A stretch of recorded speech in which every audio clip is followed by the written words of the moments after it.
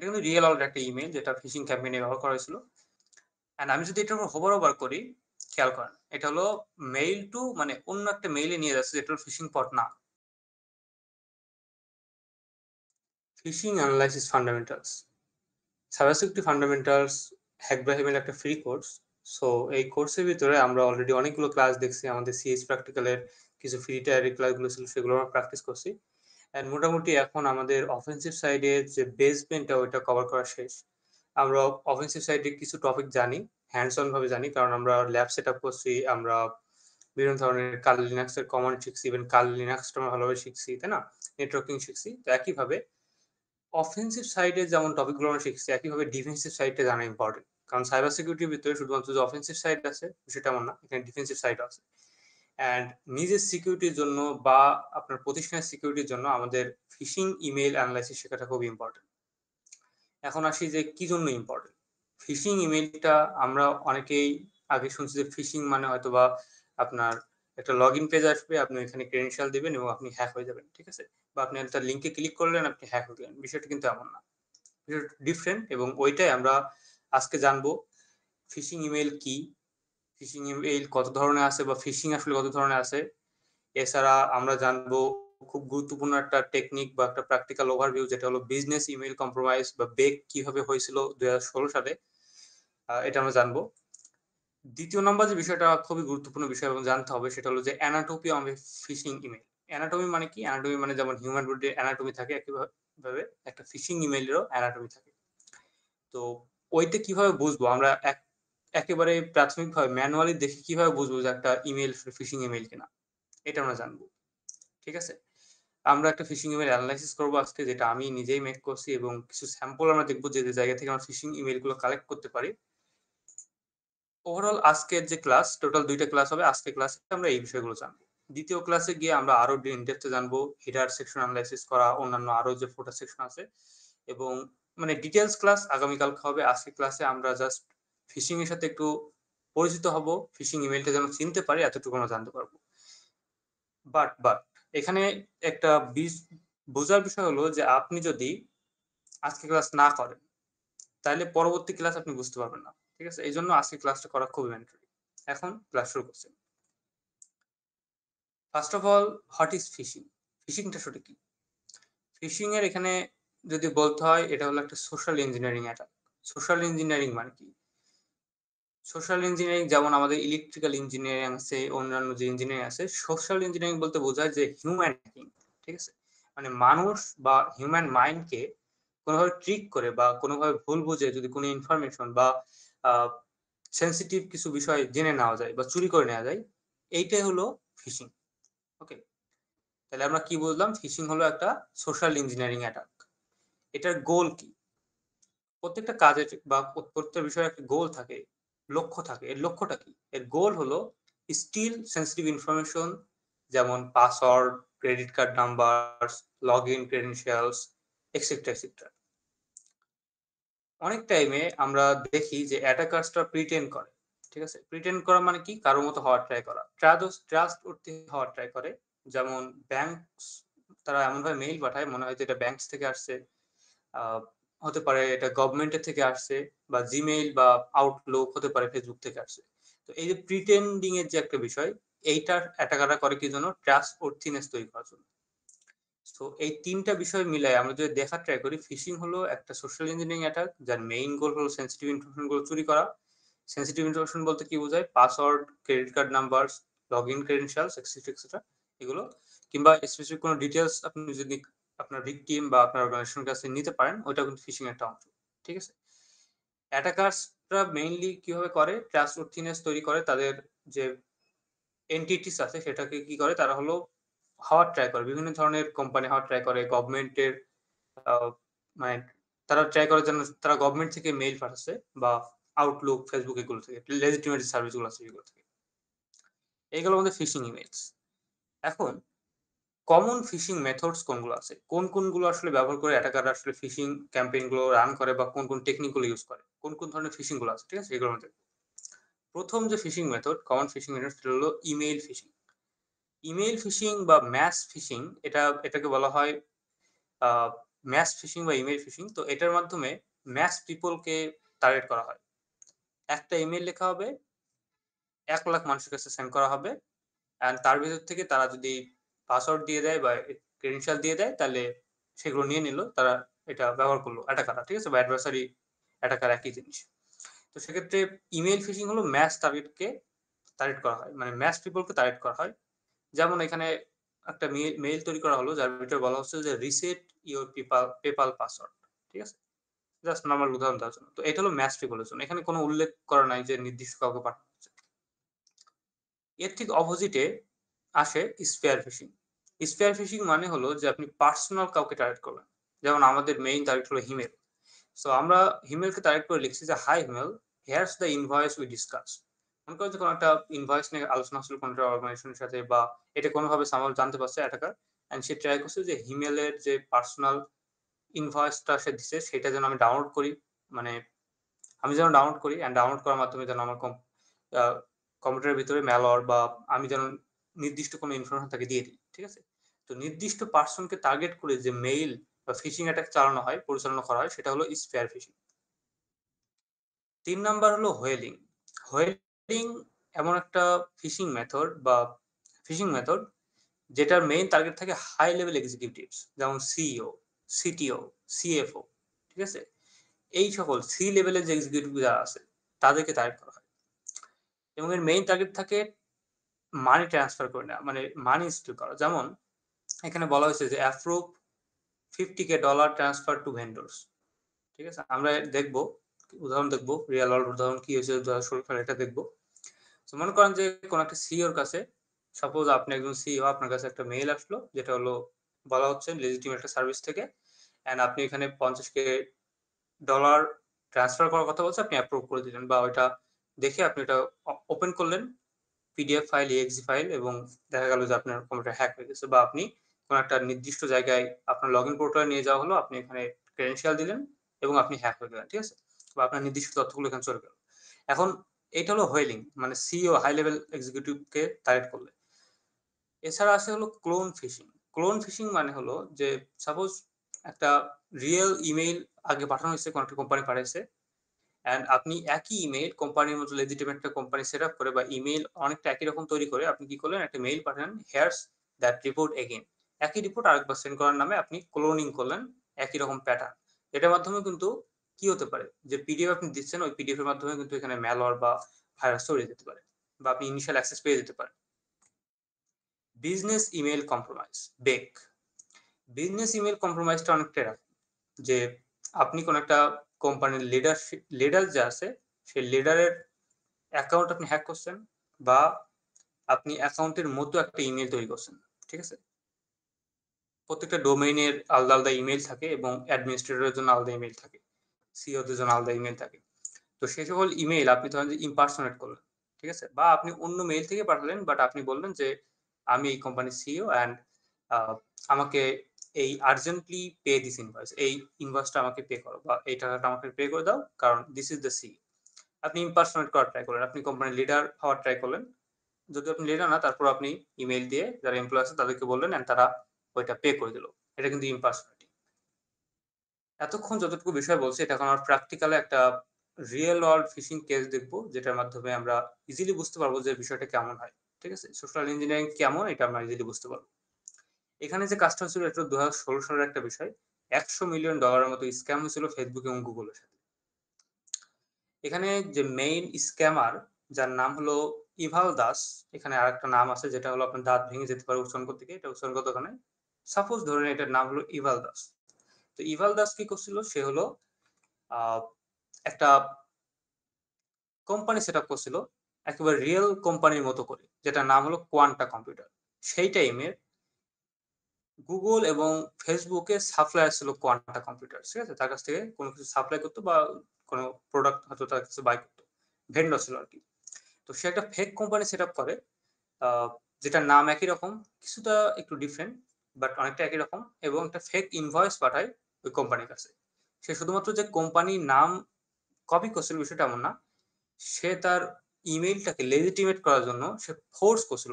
FORGED মানে হলো কোনো কিছু নকল, সে ইনভয়েস নকল করছিল, কন্ট্রাক্ট নকল করছিল, পেপার কোম্পানি স্টাম্প নকল করছিল, সবকিছু নকল করছিল, ঠিক আছে?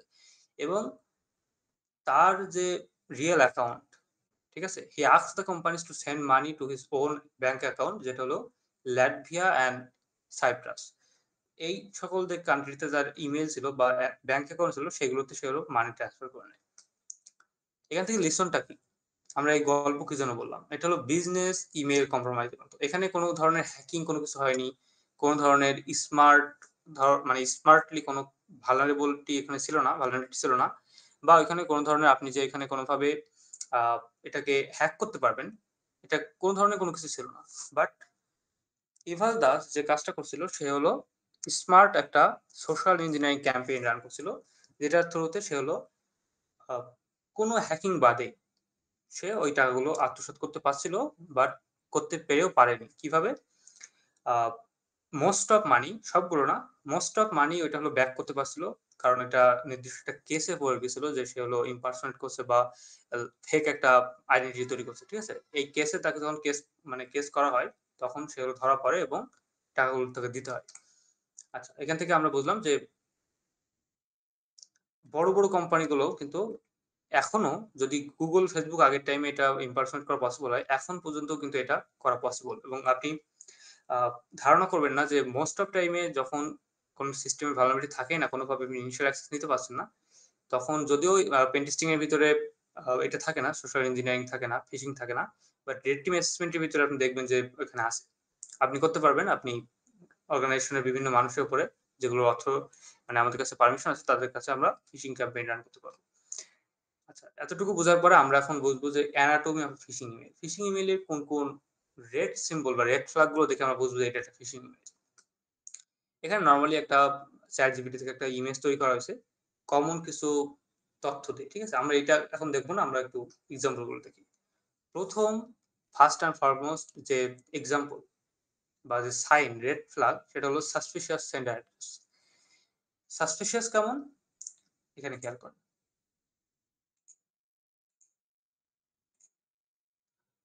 এখানে এক্সাম্পল দেওয়া হচ্ছে ইনস্টেড অফ সাপোর্ট অ্যাট পেপাল.com। কোন একটা ইমেল যদি পেপাল থেকে আসে, তাহলে support@paypal.com থেকে আসবে। বাট আপনি অনেক টাইমে দেখবেন যে এখানে support@paypal, এখানে এল না দিয়ে অন দেয়া আছে, ঠিক আছে? বা এখানে বড় হাতের এল, বড় হাতের তো হয় না, এখানে অন দেয়া আছে মনে করেন। তো আপনি তাড়াহুড়োর মাথায় কি করলেন, আপনি এটা এটা যার ফলে আপনি দেখলেন যে ঠিক আছে, এটা পেপাল এলই লেখা আছে, বাট এখানে অন ছিল, এন্ড আপনি এখানে তার যে কাজগুলো করতে বলছে আপনি করে ফেললেন, ঠিক আছে? তো অলওয়েজ আমাদের যে চেকটা করতে হবে, বা এমন হতে পারে যে support@paypalsecurity.com, তো পেপাল সিকিউরিটি নামে যে ডোমেইন, এটা কিন্তু পেপালের না। ওকে, একটু বেশি হিজিবিজি করে ফেলছি, এটা এখান থেকে একটু রিমুভ করে দিই। দেখেন, সো support@paypal.com এটা ঠিক আছে, অপরটা ঠিক আছে, বাট support@paypalsecurity.com এটা কিন্তু পেপালের ডোমেইন না। তো আমাদের সবসময় ডোমেইনের @এর পরে কি আছে এটা চেক করতে হবে। সামনে কি আছে, মানে সামনে বলতে পিছনে কি আছে, এটা আমাদের দেখতে হবে না। সাপোর্ট সবগুলো সাপোর্ট আছে, বাট আমাদের যে ডোমেইন, এর পরে যে ডোমেইন, এটা হলো লেজিটিমেট পেপাল.com, বাট এরপরে পেপাল অন, মানে পেপাঅন.com, পেপালসিকিউরিটি.com, এগুলো একটাও পেপার না। তো আমাদের প্রাথমিকভাবে সাসপিশিয়াস সেন্ডার অ্যাড্রেস যদি আমরা দেখি, তাহলে আমরা বুঝতে পারবো যে এটা একটা কি ফিশিং ইমেল। দ্বিতীয় নাম্বার যে খুব রেড ফ্ল্যাগ বড় মাপের, সেটা হলো যে জেনেরিক গ্রেটিংস। জেনেরিক গ্রেটিংস কেমন? যখন রিয়েল কোনো কোম্পানি আপনার কাছে মেইল পাঠায়, যেমন ইবিএল আমার কাছে মাঝে মাঝে মেইল পাঠায় স্টেটমেন্ট দেওয়ার জন্য। তো ইবিএল কি করে, সে লেখে দেয়ার হিমেলাতে বা দেয়ার এমডি হিমেল। সো এটার মাধ্যমে কি হয়, আমি বুঝতে পারি কি যে এটা হলো লেজিটিমেট। শুধুমাত্র এইটা দিয়ে আমি বুঝতে পারলাম, আমি জাস্ট উদাহরণ দিচ্ছি। অ্যান্ড এক্সাম্পল হিসেবে আমরা দেখতে পাচ্ছি দেয়ার কাস্টমার। এর জেনারিক গ্রেটিংস বলতে ফিশিং ক্যাম্পেইনের ভিতরে ফিশিং ইমেল যেটা হলো স্পেয়ার ফিশিং হয় না, মানে নর্মাল ফিশিং যেগুলোকে আমরা ইমেল ফিশিং বলি, সেগুলোর ভিতরে কি হয়, জেনারিক গ্রেটিং শুরু করে। তারা নর্মালি লিখে ডিয়ার কাস্টমার, যেন এটা 1 লাখ 2 লাখ 5 লাখ 10 লাখ মানুষের কাছে পাঠাতে পারে, এন্ড তারা যেন এটা বোঝে। এখন আপনি 5 লাখ 10 লাখ তো আর লিখতে পারবেন না, নাম কার কাছে পাঠাচ্ছেন এটা আপনি জানেন না। তো সেক্ষেত্রে dear customer, generic greetings, dear user, dear valued member, এগুলো দেখলে আপনি বুঝবেন যে এটা আসলে লেজিটিমেট কোনো কোম্পানি থেকে আসেনি। 3 number red flag, urgent or scary languages. আপনাকে ভয় দেখানো হবে, আর্জেন্সি ক্রিয়েট করা হবে, ঠিক আছে? যেন আপনি দ্রুত কি করেন, ক্লিক করেন। তো ক্লিক করা যাবে না, অ্যাজ এ অ্যানালিস্ট বা আপনি যেহেতু সাইবার সিকিউরিটি শিখছেন হ্যাক বাই ইমেল থেকে বা HBSec থেকে, আপনাকে অবশ্যই তাড়াহুড়ো করা যাবে না। যখন কোনো মেইল আসবে আপনাকে দেখতে হবে your account will be suspended in 24 hours বা unusual login attempt এখানে হচ্ছে কিনা। যদি এমন হয় যে আপনার কাছে এই সকল মেসেজগুলো পাঠানো হচ্ছে, এগুলো নরমালি পাঠানো হয় মোস্ট অফ কেসে। বাট যখন আপনি দেখবেন যে আর্জেন্সি ক্রিয়েট হচ্ছে, তখন আপনি এটাকে ক্রস দিয়ে দেবেন। যে না আমি এটা আসলে স্প্যাম, এটা আমি মানে এটা দেখব না আরকি। ঠিক আছে? দেখা সমস্যা না, আপনি যেন কোনো কিছু ক্লিক না করেন। দেখতে পারেন আপনি চাইলে। আচ্ছা। ৪ নাম্বার রেড ফ্ল্যাগ হলো ফেক অর শর্টেন ইউআরএল। আমরা অনেক টাইমে দেখি যে আমাদের শর্টেন করে দেওয়া হইছে। অনেক অর্গানাইজেশন বা কোম্পানি দেখবেন যে মাঝে, মাঝে শর্ট ইউজ করে, শর্টেন ইউআরএল ইউজ করে। তো এইগুলো থেকে দূরে থাকতে হবে। এগুলো হোভার করতে হবে বাট ১ম এ ক্লিক করা যাবে না। হোভার মানে কেমন? এই যে আমি হোভার করছি। এই যে এর উপরে হোভার করা মানে কি? এইভাবে উপরে নিয়ে যাওয়া। নরমালি কার্সরটা নিয়ে যাওয়া। সো মনে করেন যে bit.ly আমি যদি এটার উপর হোভার করি এটার রিয়াল ডোমেইনটা উপরে কিন্তু শো করে যে এটার রিডাইরেক্ট করে কোথায় নিয়ে যাবে বা হ্যাঁ, রিডাইরেক্ট করে কোথায় নিয়ে যাবে এটা বলে দিবে। সো মনে করেন যে এক্সাম্পল দেয়া আছে আমরা এখানে শর্টেন বা ফেক ইউআরএল দেখতে পাচ্ছি। প্রাথমিকভাবে paypal.com লেখা আছে। বাট পরবর্তীগুলো দেখেন recover account.info সো এইখানে এটা কিন্তু নাই।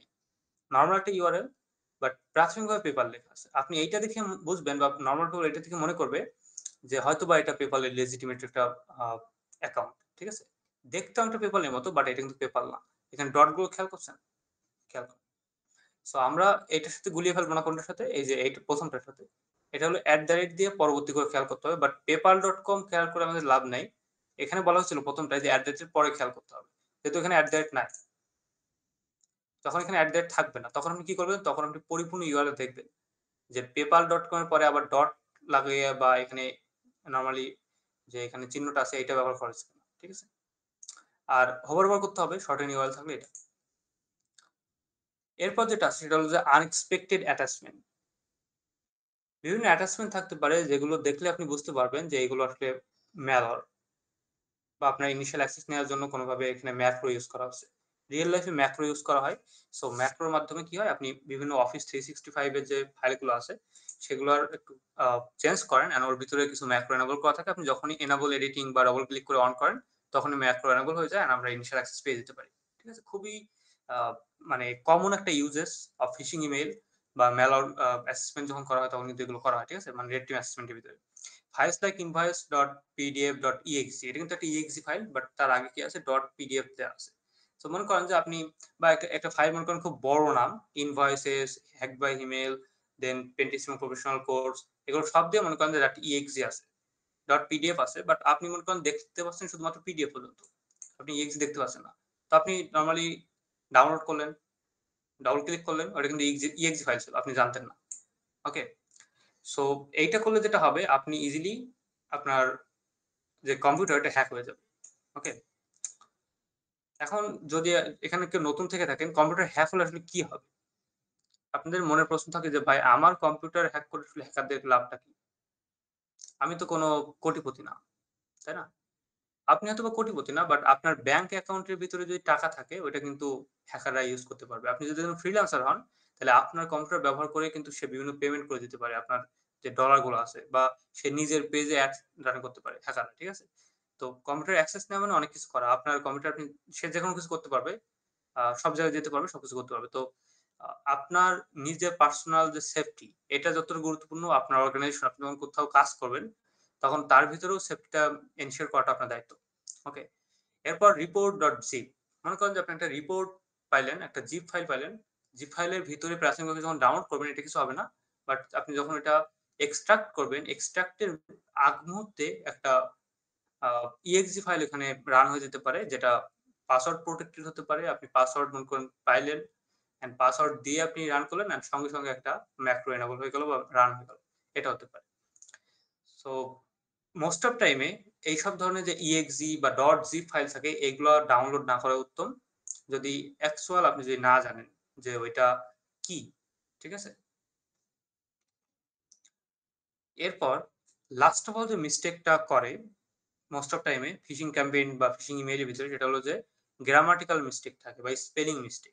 যেমন এখানে মিস্টেক কি হয়েছে? গ্রামাটিক্যাল মিস্টেক হয়েছে। উই নোটিসেস আমরা জানি যে এটা থার্ড পারসন সিঙ্গুলার নাম্বার না, প্লুরাল নাম্বার। তো সেক্ষেত্রে এখানে ইএস হয় না। তাই না? সো এখানে নোটিসেস এস বাই ইয়েস অ্যাড করা হয়েছে প্রাথমিকভাবে, এবং রিয়েল কোম্পানিগুলো যখন কোনো একটা মেইল পাঠায় তারা প্রুফ রিড করে। প্রুফ রিড মানে কি? তারা হলো ওই ইমেইল সেন্ড করার আগে ওইখানে কোনো গ্রামাটিক্যাল মিস্টেক আছে কিনা এটা চেক করে, তাই না? তো এইগুলো খেয়াল করার মাধ্যমে আমরা ইজিলি বুঝতে পারি যে কোনো একটা ইমেইল কি স্পুফড কিনা, বা স্ক্যাম কিনা, বা ফিশিং ইমেইল কিনা। এখন আমরা রিয়েল লাইফ একটা ইমেইল দেখি। চলো, আমি এখানে ২ টা ইএমএল ফাইল রেখে দিয়েছি, ঠিক আছে? তো ২ টি ইমেইল ফাইল আমি কোথায় পাবো? এটা পাওয়ার একটা ওয়ে আছে। সেটা হলো যে আমি একটা GitHub রিপোজিটরি এখানে রাখছি। GitHub repo, and GitHub repo আপনি যদি খেয়াল করেন এখানে দেখবেন যে ফিশিং পট নামে একটা GitHub রিপোজিটরি আছে। ফিশিং পট আমি লিংকটা দিয়ে দেবো। আপনি এখানে আসলে মাল্টিপল স্যাম্পল পাবেন এখানে। এখানে আছে collection of phishing sample for researcher and detection developers. তো আমি যদি এখান থেকে নরমালি ইমেইলে ক্লিক করি, আমি এখানে মাল্টিপল কিছু স্যাম্পল পাবো। এগুলো কত বছর পুরনো কি নতুন এগুলো কিছুই যায় আসে না। ফিশিং ক্যাম্পেইন বা ফিশিং ইমেইল গুলো অ্যানালাইসিস করতে গেলে এখানে যতগুলো আছে এগুলো এনাফ, ঠিক আছে? এখানে আপনি শেষ করতে পারবেন না এতগুলো আছে, ঠিক আছে? খেয়াল করেন কতগুলো আছে দেখেন, 1899টার মতো। ওকে, কিন্তু 1899টার মতো না। প্রথম এখানে ১ থেকে ১০ এ চলে গেছে, দেন ১০০, তারপর ১০০০, তারপর এখান থেকে শুরু হয়েছে, ঠিক আছে? সো আছে মোটামুটি এখানে অনেকগুলো ইমেইল আছে। আ ইএমএল ফাইলগুলো আছে। তো ইমেইল ফাইলগুলো বেশি ব্যবহৃত হয় যখন আমরা ইউজ করি। অ্যান্ড এটা করার কিছু টুলস দরকার, এগুলো ডাউনলোড করতে হবে আমাদের। ফার্স্ট অফ অল আমাদের নোটপ্যাড প্লাস প্লাস যেটা আছে ওটা ডাউনলোড করতে হবে। সো আমি যদি লিখি নোটপ্যাড প্লাস প্লাস, মনে করেন যে এটা নোটপ্যাড প্লাস প্লাস, এটা পরবর্তী দিনে আমাদের কাজে লাগবে। আমি এখান থেকে স্যাম্পল ১০০ যেটা আছে, সাপোজ আমি এটাকে এখানে ছেড়ে দিলাম। খেয়াল করেন প্রাথমিকভাবে আপনার এমন একটা ব্ল্যাক স্ক্রিন আসবে না, আপনাকে এটা ব্ল্যাক করতে হবে। আমি ব্ল্যাক করছি আর কি, মানে ডার্ক মোড করছি। সেটিংস এর ভিতরে প্রিফারেন্স থেকে আমি এখান থেকে ডার্ক করে দিচ্ছি, ঠিক আছে? ডার্ক মোড, এই যে ডার্ক মোড, এটা করে দিয়ে ক্লোজ করে দিলে ডার্ক হয়ে যাবে। আপনার প্রাথমিকভাবে কেমন থাকবে? আপনার থাকবে হলো এটা জেনারেল থাকবে। যদি ক্লোজ করে দেই, এটা জেনারেল যদিও পরিবর্তন হয়নি, বাট আপনার এটা পরিপূর্ণ সাদা থাকবে, ঠিক আছে? হোয়াইট কালার থাকবে। তো এইটা হলো আমাদের মোটামুটি একটা ইএমএল ফাইল, যেটা দিয়ে আমরা দেখতে পাচ্ছি যে এখানে কিছু ইনফরমেশন আছে যেগুলো আমরা এখন কিছুই জানি না, এবং এটা দেখে মোটামুটি আমাদের মাথা ঘুরছে। আমরা কিছুই বুঝতে পারছি না এখানে কি আছে, যদিও কিছু কিছু বিষয় যেমন এখানে আইপি অ্যাড্রেস আমরা বুঝতে পারছি এগুলো, বাট এটা এখন বোঝার দরকার নেই। আমরা পরবর্তীতে জানবো, পরবর্তী ক্লাসে আমাদের ডিটেলসে থাকবে ইমেইল কিভাবে অ্যানালাইসিস করতে হয়। তো ইমেইল ফাইলগুলোর ভিতরে আমরা দেখতে পাচ্ছি মাল্টিপল টপিক এখানে আছে, মাল্টিপল লাইন আছে। এখন আমি যদি এটা গ্রাফিক্যাল ইন্টারফেস দেখতে চাই তাহলে আমাদের আউটলুক ইউজ করতে হবে। আমি সার্চ দেবো আউটলুক 2016, এন্ড আমি এটাকে নরমালি ড্র্যাগ এন্ড ড্রপ করছি এখানে, ওপেন করবো নরমালি, এন্ড আউটলুক 16 আমি জাস্ট অন দিচ্ছি। খেয়াল করেন এখানে যে কাজটা হয়েছে, আমরা একটা ইমেইল পাইছি। এটা কিন্তু রিয়েল ওয়ার্ল্ড একটা ইমেইল যেটা ফিশিং ক্যাম্পেইনে ব্যবহার করা হয়েছিল। ফিশিং পট দিয়ে তৈরি করা আর কি, মানে ফিশিং পট এটা মেক করছে, বাট তারপরও মাইক্রোসফট অ্যাকাউন্টের একটা মানে ট্রাই করা হয়েছে মাইক্রোসফট অ্যাকাউন্টের মতো করার। আমরা যে বিষয়গুলো শিখছি একটু প্র্যাকটিস করে চলেন। প্রথমে এখানে বলা হয়েছে কি আর্জেন্সি ক্রিয়েট করা হয়েছে, unusual sign in activity, sign in, and এখানে একটা ডট আছে, ঠিক আছে? First of all sign in activity, we detected something unusual about a recent login বা sign in the Microsoft account phishing bot. And আমি যদি এটার উপর হোভার ওভার করি, খেয়াল করেন এটা হলো মেইল টু, মানে অন্য একটা মেইলে নিয়ে যাচ্ছে, যেটা হলো ফিশিং পট না, ঠিক আছে? ফিশিং পট না, এটা হলো স্টোর কি ওটা software organised short recognise @gmail.com, এটা এমন কোন একটা জায়গা থেকে আসছে, ঠিক আছে? তাছাড়া আমরা যে কাজটা দেখছি সাইন ইন, আমরা একটা ডেমো একটা ডিটেলস পাচ্ছি যেটা থেকে রাশিয়া বা মস্কো থেকে লগ ইন করা হয়েছে। এবং এতগুলো বিষয় বলার মেইন কারণ হলো যে আপনি যেন এখানে ক্লিক করেন বা আপনি যেন এটাই ক্লিক করেন, ওকে? বা এটাই ক্লিক করেন, ক্লিক হিয়ার। এখন a user from Russia Moscow just logged into your account from a new device. If this isn't you বা wasn't you, please report the user. এখন এখানে কিন্তু আপনাকে ভয় দেখানো হয়েছে, স্ক্যারি, ঠিক আছে? মানে স্ক্যার করার ট্রাই করা হয়েছে। অ্যান্ড এখানে মোটামুটি আজ যে বিষয়গুলো আছে আমরা দেখে মোটামুটি বিষয়গুলো জানছি যে এটা একটা ফিশিং ইমেজ, কারণ এখানে মাল্টিপল ভাবে ক্লিক করার কথা বলা হয়েছে, রিপোর্ট ইউজার, এবং হোভার করলে এটা অন্য জায়গায় নিয়ে যাচ্ছে। যেমন আমি যদি এখানে কপি করি, কপি হাইপার লিঙ্ক, অ্যান্ড আমাদের যেতে হবে সাইবার শেপে, সাইবার শেপের ভিতরে যদি আমরা যাই, যেটা অনলাইন ভার্সন আছে ওইটা, এটা একটু টাইম নেয় আরকি। আমি এটা এখন ক্লাসটা অফ করে দিচ্ছি। ওপেন হলে আমি রান করব। ওকে, প্রয়োজন হয়নি, এটা রান হয়ে গেছে। এবং আমরা যদি দেখি ক্লাস রেকর্ড হচ্ছে কিনা, হচ্ছে। এখন যদি আমরা এটা এখানে পেস্ট করি, আমরা কিছু তথ্য এখানে দেখতে পাচ্ছি, বা এখানে মেইল টু। আমরা যখন কোনো একটা মেইলে ক্লিক করব, এটা আসলে নির্দিষ্ট কোনো একটা ডোমেইন আমাদের নিয়ে যাওয়ার ট্রাই করবে। যদিও এটা ডোমেইন না, এটা হলো আমাদের যে ইমেইল দেখাচ্ছে, যেমন ফিশিং পট, বাট ওইটা কিন্তু না। এটার যে মেইল থেকে আসছে বা যে মেইলে রিপ্লাইটা যাবে সেটা হলো শর্ট রিকগনাইজড, আবার রিকগনাইজে বানানো ভুল, দেন gmail.com। ঠিক আছে? আচ্ছা, এখন এতটুকু বিষয় বোঝার পরে আমি আপনাকে একটা মেইল দেখাবো, যেটা আমি একটু আগে ক্রিয়েট করছি। এই মেইলটা আমি আপনাকে দিয়ে দেবো, অ্যান্ড আপনার কাজ হবে যে মেইলটা দেখে আমাকে জানানো যে এটা কি জন্য ফিশিং মেইল। ঠিক আছে? আমি এটা ক্লোজ করে দিচ্ছি, অ্যান্ড আমি এটাকে আমি যেটা মেক করছি এটা আমি আপনাকে দেখাচ্ছি কেমন দেখতে। আমি এটা দিয়ে দেবো আর কি। ওপেন করছি আউটলুক 16 জাস্ট অনস। হ্যাঁ, খেয়াল এইখানে এইখানে যে ইমেইলটা দেওয়া হয়েছে, এই ইমেইলটা কি জন্য আসলে ফিশিং ইমেইল, কোন কোন সাইনগুলো এখানে আছে যেগুলো আমরা জানছি, সেগুলো আপনাকে উল্লেখ করতে হবে। আমি এটা দিয়ে দেবো আগেও বলছি। সো আপনি এটা দেখে আমাকে প্রথম ক্লাস যেহেতু ফিশিং এর, আপনি আমাকে জানাবেন। নরমালি আমাদের ফেসবুক গ্রুপে আপনি পোস্ট করবেন যে এই ইমেইলটা স্ক্রিনশট নেবেন। নরমালি দেখেন, স্ক্রিনশট নেওয়া খুবই সহজ। প্রিন্ট স্ক্রিনে ক্লিক করে আপনি এইভাবে স্ক্রিনশট নেবেন, বা আপনি এইভাবে স্ক্রিনশট নেবেন, নিয়ে আপনি উল্লেখ করবেন পোস্ট করার টাইমে ফেসবুক পেজে যে কোন কোন সিমটম আপনি এখানে পাচ্ছেন, বা বিহেভিয়ার আপনি অ্যানালাইসিস করে বুঝছেন যে এটা আসলে ফিশিং ইমেইল। এটা কিন্তু আমি মেক করছি। ওকে, তো সেক্ষেত্রে আপনাকে এটা বলতে হবে। এতটুকু কাজ আপনার। আজকে ক্লাসে এই পর্যন্ত থাকবে। আমরা নেক্সট ক্লাসে আরো ডিটেলসে, আরো ইন ডেপথে জানার ট্রাই করবো। Best of luck.